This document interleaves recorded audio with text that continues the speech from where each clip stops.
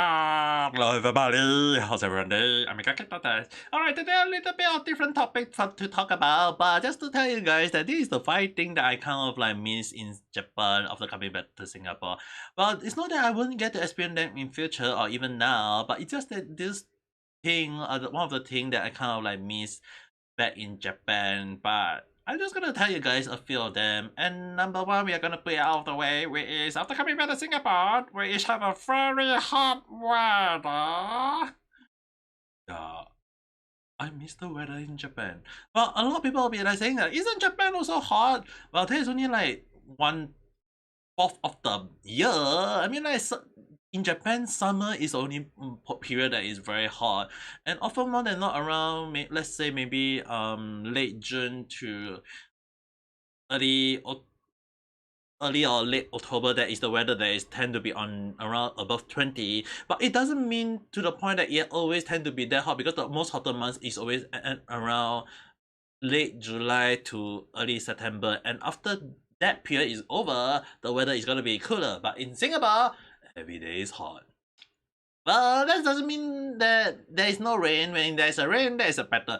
But the one thing is that if you actually take a look at the temperature when when there's a rain, often more than not after the rain, that is when the weather became even humid hot, and that doesn't help at all. So often more than not, I do not like the hot weather in Singapore. A lot of people will be like, in Singapore will be like, we got air conditioner, isn't that good? Well, bad news for you guys, I do not have an air conditioner. And I mean, like, I know, like, using electric fan is cheaper. I mean, and a lot of people is not aware that electric bill in Singapore is actually freaking high. On average, the minimum even going to always tend to be around $200 to $300, because they have to switch on the air conditioner, and that is freaking expensive for you guys. I mean, like, for me who don't have air conditioner, obviously the price is not that high, but it doesn't mean that I'm not paying for electric bill. I still have to.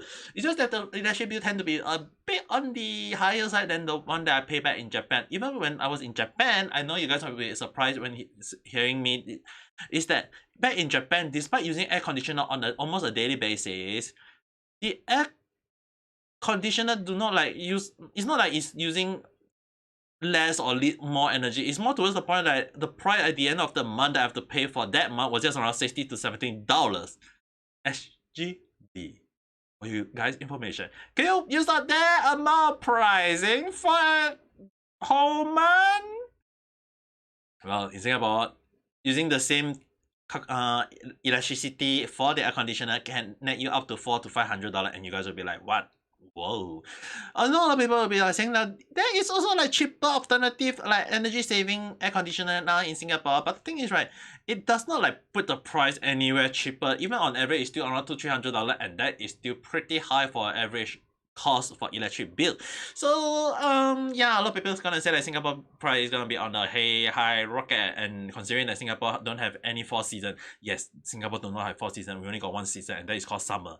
And or in my mom term, only rain and sunshine, these two together. I mean, like, yeah, but in Japan there is also the cooling season, where it's often more than not the spring and the autumn, and that is one of my favorite season. Winter, not that I hate it, it's just that when it's so cold, you really want to just stay in your futon and not getting out. But often more than that, when you got part time, yeah, but you have to go out. So often more than not, the number one thing I tend to miss out is the weather in Japan. Although I don't like the summer, well, as compared to the other time and compared to Singapore, yeah, I feel like yeah, definitely Japan weather is one of the things that I miss out. So number two, I know, like I mentioned, one of the things, the price in Singapore is very, very expensive. Yes, of course, you guys will understand why is $88 per liter. That's basically what you guys have to know is the test of the alcohol in Singapore. Meaning to say that Singapore pricing for alcohol is so high. That is actually ridiculous. Like, one can of beer like that you can buy in Singapore, you can actually buy 4 or 5 beer of the same kind in Japan. Seriously, what? So basically, one of the canned drink that I love to drink a lot back in Japan was called a Suntory they call it the cocktail or the highball, but actually one of the drink that I love to drink, and it costs around at the cheapest price is around 80 cent. Like seriously, 80 cent for one can of alcohol beer. You think in Singapore possible? Yes, you can buy the same kind of alcohol, the same kind of beer. But the thing is, right, this kind of drink in Singapore actually costs around drumroll $4. My time higher. Like, dude, you can buy 5 of the same can of alcohol in Japan. As compared to Singapore, you can only drink one. So a lot of things is like in Japan, if a lot of people say like, why do Japan people love to drink a lot? It's not that they love to drink a lot. It's just that when the price of alcohol in Japan is so cheap, like as if you can, like it's the same price of carbonated drink of any other normal drink. People in Japan just drink alcohol as if it's water. Like seriously, they do drink as if it's water, and I was told that way. So in Singapore, one of the things why there is an alcohol tax is actually set by the government as a mean to prevent Singaporean from over drinking. It was set to prevent alcohol related case or whatsoever, which is the reason why it actually kind of like can be understandable, because people will be like, oh, alcohol in Singapore is so expensive, I'm gonna drink less. So when you drink less, you end up kind of like towards the point of like you do prevent yourself from over drinking. And that is also one of the case that in Singapore that is not doesn't have, but actually very less cases that are of people having drunk cases or alcoholic case. But there is still such case, okay guys? There is still such case, just not that often. So often more than not, drinking in moderation in Singapore is not being kind of like part of people's life, but it's more towards the point that because the tax in Singapore for alcohol is way too high that a normal person can't afford for it, and end up it kind of like does the trick of discouraging people from drinking alcohol. For me, yeah, a lot of people will be asking me why I have not do drinking podcasts all the time. Well, the thing is, right, because like I mentioned, the alcohol in Singapore is way too expensive for me to afford, that I end up just not buying it. And despite me always tend to try to drink at least 1 or 2 can per week or per month whenever I can, but in Singapore it's gonna take a long while, but it's just way too expensive. And yeah, I mean, like, that is one of the thing, like, it's not just only alcohol, okay guys. Price and food in Singapore has skyrocketed lately due to inflation. Okay, inflation. Okay, and it doesn't just mean that. It also kind of mean to the point like price. A lot of people will be like, a lot of people were saying like price in Japan food is very expensive, but when you actually compare the price in Singapore, I had kind of like was kind of shocked to learn that when I returned back to Singapore, a price of the chicken rice can cost you the cheapest one I ever seen, the price was around $4 to the average of freaking high of $8 to $12, and that is in the city central of Singapore. I mean, like, a lot of people are saying like, how is the price for a chicken rice so expensive? Well, you guys will be damn surprised that 10 years ago the price of a chicken rice was just only $2. $2, 10 years ago! And now it's just freaking $4 as maximum. Inflation at the best in Singapore.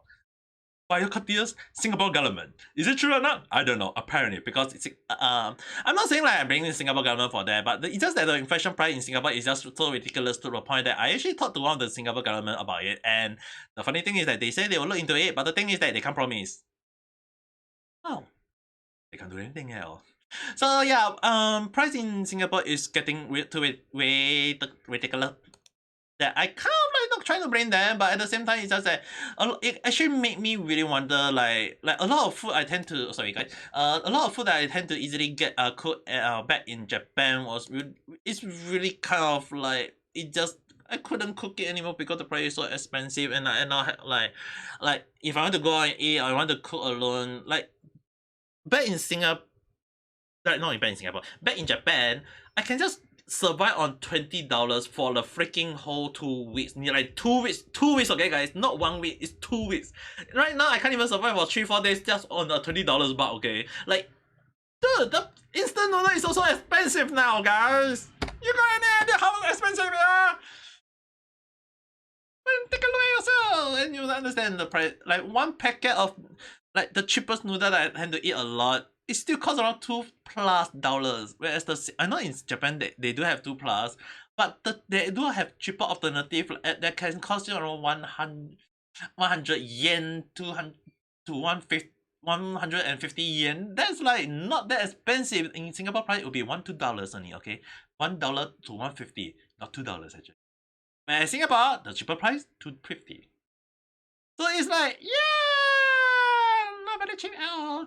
So a lot of price, and the thing is, like I mentioned, like it. This comes to the third term on my end, which is like I miss cooking in Japan more than in Singapore. It's not that I'm not cooking in Singapore. Okay, I still cook in Singapore. I mean, like if not, my dad would be having like nutrition issue. Like imagine like eating biscuit for dinner every single day. Yeah, not on my watch. So yeah, I kind of end up cooking for my dad for after I got back. So around 2 months, I guess. Around 2 months, I've been cooking for my dad on a daily basis. So I end up cooking a lot. But the thing is, right, the food I tend to cook back in Japan tend to be way different as compared to now. Like, look at the delicious food that I cook back in Japan. Isn't that look so nice and crispy? Like, the only thing that I have a problem right now, you guys won't be unaware, is that I can't do frying back here, okay? Why?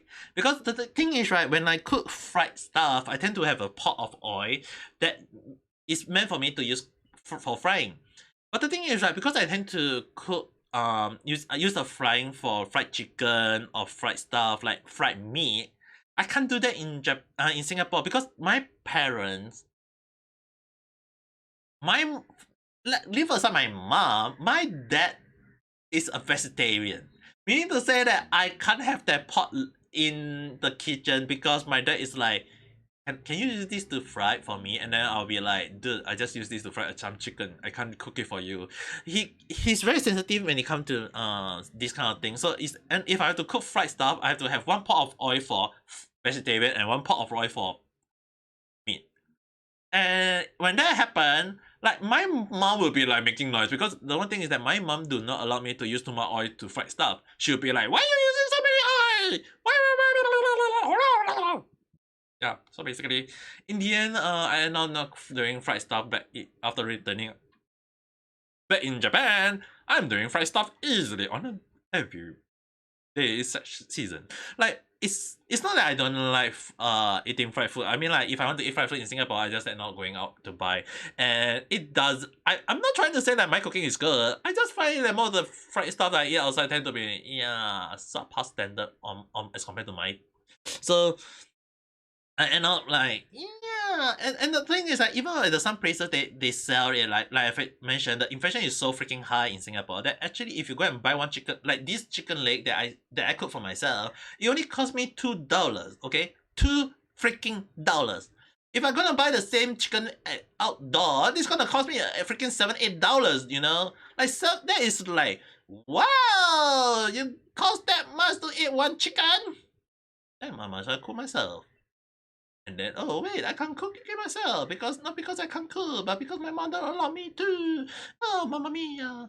So yeah, I am not cooking fried stuff lately. Not that I can't fry, it's just that my mom won't allow me to. Or my dad will be like, can you fry this thing for me? Your oil you use it for fried chicken? Yeah, when I do, you waste so many oil.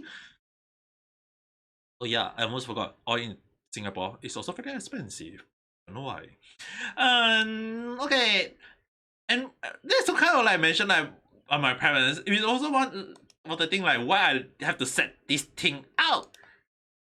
Okay, these are all technically sound panel to reflect the voice, so that at least my voice don't get that loud on the living room. Yes, I can't really like I know I talk a little bit loud when I live streaming, but it doesn't mean that my voice doesn't go up to the living room. Okay, back when I was living in Japan, I was living alone, so when I speak like very loud, it doesn't mean that I'm actually like my voice go all the way up to the outside. Okay, it's just more towards the point that my voice is actually on the house inside and I don't disturb my neighbor. And I'm staying alone, so I don't need to worry about too much. Even when I scream like very loud when I'm playing horror game, at least I not to worry about that. But as for right now, because I'm living with my parents, when in the case that I do live stream and my parents are at home, I have to set this thing out. So in the end, I was like, yeah, my voice can my I have to speak for quite a few moments where I have to speak very softly, like seriously, very softly. So I end up kind of like towards the point of just end up streaming in a very soft voice. Don't get me wrong, I still have to stream sometime at late night a little bit softly, but that does not mean that I can speak that loudly all the time. Alright, guys. So the one thing is that I end up spending around $100. Okay, $100 just to get all these sound panels set up. Like seriously, I have to paste all them out manually on my own. It is kind of tedious, you know. It took me around 3 days, 4 days. I can't recall. I mean, I have to also wash those freaking sound panel when they arrive because they smell very bad, like very bad. The smell is so bad. I don't know why, but yeah, I don't really know.